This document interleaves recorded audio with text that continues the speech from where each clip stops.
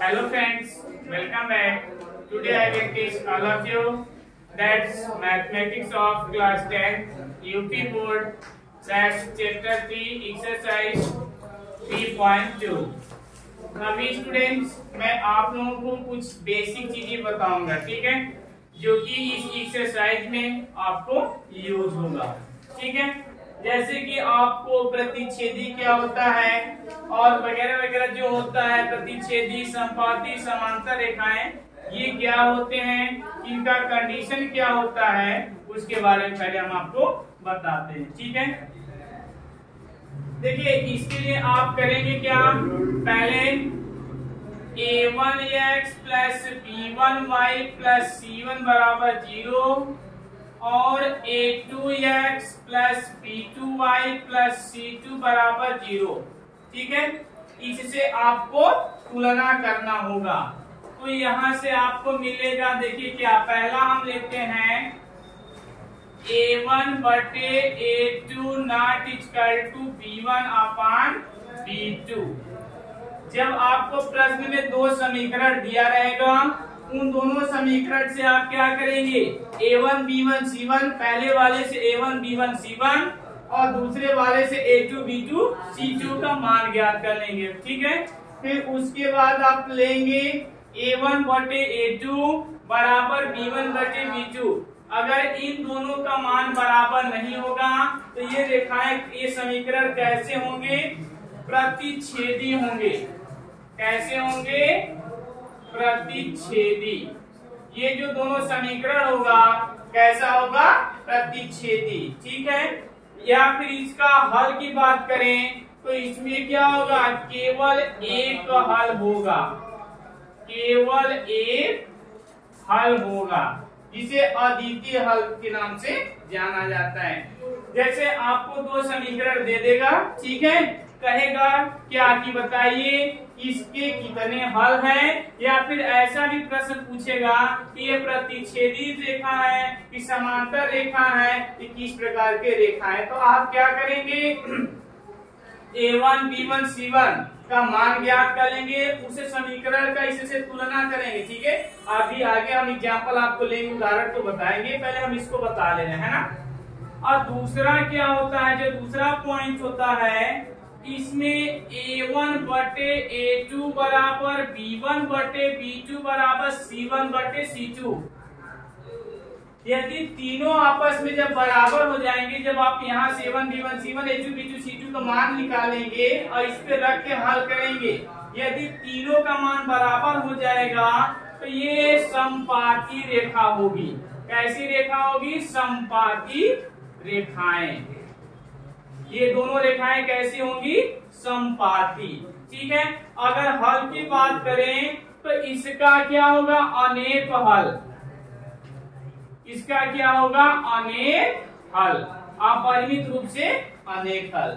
मतलब आप a1 बटे a2 b1 बटे b2 बराबर c1 बटे c2 तीनों अगर बराबर होंगे तो दोनों समीकरण कैसे होंगे, संपाती होंगे। आपसे पूछेगा कितने हल होंगे, तो क्या होंगे, अनेक हल, ठीक है, इन्फिनिटी सॉल्यूशन, है ना। और इसका क्या होगा, ओनली वन सॉल्यूशन। और ये क्या होगा, प्रतिच्छेदी, मतलब इंटरसेक्टिंग लाइन, प्रतिच्छेदी रेखाएं लिख सकते हैं आप, प्रतिच्छेदी रेखाएं जिसको कहते हैं इंटरसेक्टिंग लाइन। ये कंडीशन है, पहले कंडीशन में अगर इसको फॉलो करेगा तो ये प्रतिच्छेदी रेखाएं जिसका केवल एक हल होगा। अगर इस वाले कंडीशन को फॉलो करेगा तो संपाती रेखाएं जिसके अनेक हल होंगे, ठीक। और जो तीसरा होता है बच्चों, ये होता है आपका a1 बटे a2 बराबर b1 बटे b2 not equal to c1 upon c2। देखिए यहाँ से जब a1 बटे a2 बराबर b1 बटे b2 हो जाएगा तो अब आप चेक करेंगे c1 बटे c2 को, ये भी बराबर है कि नहीं है। अगर तीनों बराबर होंगे तो संपाती रेखाएं, ठीक। अगर a1 बटे a2 बराबर नहीं होगा b1 बटे b2 के, तो ये प्रतिच्छेदी रेखा होगा। प्रतिच्छेदी रेखा केवल एक हल होता है, और जो संपाती रेखा होता है इसका अनेक हल होता है। और ये जो आपका a1 बटे a2 बराबर b1 बटे b2 नॉट इक्वल टू, मतलब बराबर नहीं होगा c1 बटे c2 के, ये आपका होता है समांतर रेखा।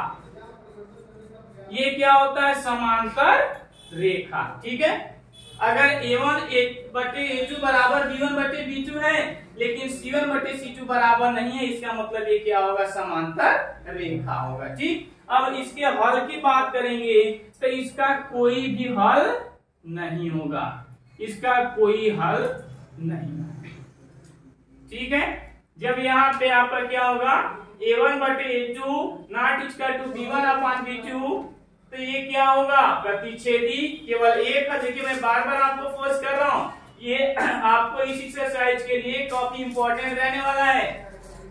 और अगर आपका तीनों बराबर हो गए तो समपाती रेखा होगा जिसके अनेक हल होंगे, और अगर ये तीनों दो तो बराबर हो गए लेकिन तीसरा बराबर नहीं होगा तो समांतर रेखा जिसका कोई भी हल नहीं होगा।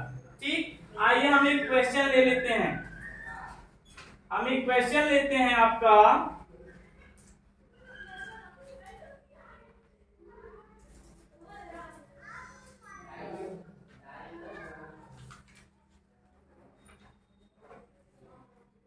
जैसे इस पे हम जो प्रश्न आपका लेते हैं, क्वेश्चन है, एग्जांपल है, क्या क्वेश्चन है आपका, हम दूसरे का इसी एक्सरसाइज को जो प्रश्न नंबर 2 का पहला है, पहले में क्या है प्रश्न बच्चों, कह रहा है अनुपातों A1/A2, B1/B2 और C1/C2 की तुलना कर ज्ञात कीजिए कि निम्न समीकरण युग्म द्वारा निरूपित रेखाएं एक बिंदु पर प्रतिच्छेद करती हैं, समांतर है अथवा समपाती हैं। आपको बताना है कि समांतर है कि समपाती है, क्या है, मतलब ये वाला कंडीशन आप में से पूछ रहा है, क्या है। तो समीकरण क्या है आपका, समीकरण है बच्चों पहला 5x - 4y धन 8 बराबर 0। ठीक, और दूसरा जो इसमें है 7x धन 6y - 9 बराबर 0 है ना। ये देखिए दो समीकरण दिया है। अब आप क्या करेंगे, इस दोनों समीकरण का इन दोनों से तुलना करेंगे। जब पहले वाले से तुलना करेंगे, यहाँ लिखेंगे कि समीकरण एक का A1x + B1y + C1 बराबर 0 से तुलना करने पर, देखिए जब तुलना करेंगे बच्चों तो A1 बराबर कितना होगा 5, B1 बराबर होगा -4 और C1 बराबर होगा 8। ठीक, फिर क्या करेंगे, समीकरण 2 का A2x + B2y + C2 बराबर 0 से तुलना करिए।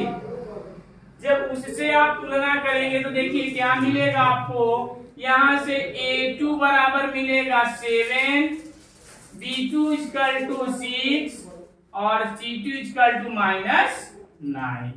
ठीक, ये तो हमने तुलना करके ज्ञात कर लिया है ना।